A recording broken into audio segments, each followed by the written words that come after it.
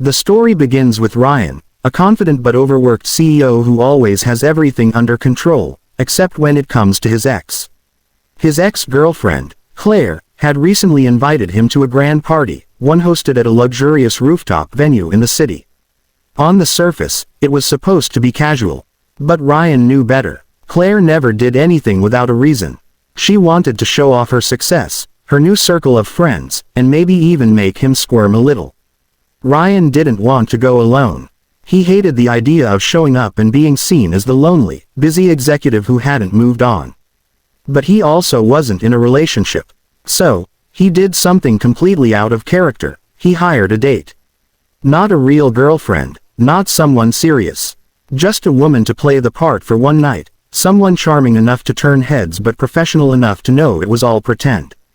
That's how he met Emily. She wasn't what he expected. Ryan assumed she'd be over the top, maybe even fake or shallow. Instead, she was witty, down to earth, and had this effortless confidence that immediately threw him off guard. When she laughed, people noticed. When she spoke, there was something magnetic about her. At first, Ryan laid out the ground rules. Keep things simple, smile, play the role of the supportive girlfriend, and don't let anyone suspect a thing. Emily just smirked and said, "Don't worry, I'll make it look convincing. But remember, you hired me to shine." The night of the party, Ryan arrived with Emily on his arm. The room lit up the moment they walked in. Claire was there, in a glittering dress, clearly expecting to dominate the spotlight. But her smile faltered the instant she saw Emily. People gravitated toward Emily almost instantly. She cracked jokes with strangers, complimented the right people, and even impressed some of the top investors Ryan had been struggling to charm for months. Ryan found himself standing back, watching her work the room. He couldn't believe how easily she carried herself, like she belonged there more than anyone else. What was supposed to be a simple act started to feel very real. The warmth of her touch when she held his arm, the way she whispered witty comments in his ear, it was dangerous how much he enjoyed it. Claire noticed too. She tried to regain control, pulling Ryan into conversations, but every time, Emily effortlessly redirected attention. Even when Emily wasn't speaking, people's eyes followed her. She wasn't loud or flashy, she just had that spark.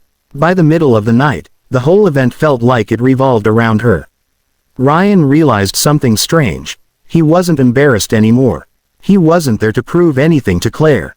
Instead, he felt proud standing next to Emily, even if it was supposed to be pretend. When she looked at him and smiled, he almost forgot the entire arrangement. The real turning point came when one of Claire's friends tried to corner Emily with a cutting remark, a thinly veiled insult meant to embarrass her.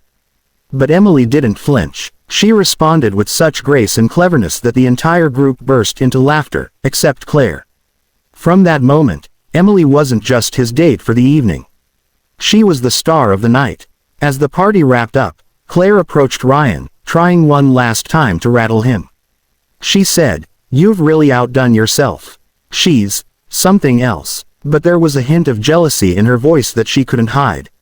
Ryan simply smiled and replied, "Yes, she is." On the ride home, Ryan found himself unusually quiet. Emily teased him, asking if she'd earned her paycheck. He chuckled, but his mind was spinning. What started as a simple hire had turned into something he didn't expect. She wasn't just a stand-in. She made him feel alive in a way he hadn't in a long time. Emily leaned back, still glowing from the night, and said softly, "You know, sometimes people hire me to make others jealous. But you didn't need that. You just needed someone to remind you that you're worth more than looking back." Ryan didn't know what to say. For the first time in years, the CEO who always had the perfect response was speechless. And as the city lights blurred past the window, he realized something. Maybe fate had tricked him. What began as a business deal was starting to feel like the beginning of something real.